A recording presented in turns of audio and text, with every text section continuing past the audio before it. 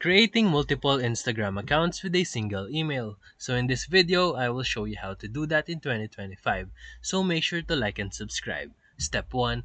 Open your Instagram and log into your primary account. Step 2.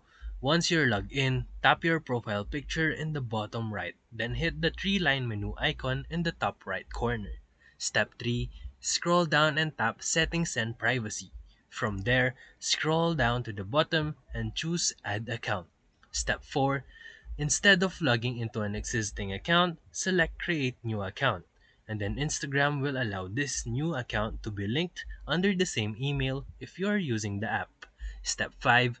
Enter a unique username and password for the new account. Instagram won't ask for a new email as long as it's connected through the same app session. Step 6. Once done, your second account is created. You can now switch between accounts by long pressing your profile icon or via the menu button. So if this video helped you, feel free to like and subscribe for more videos. Thank you for watching.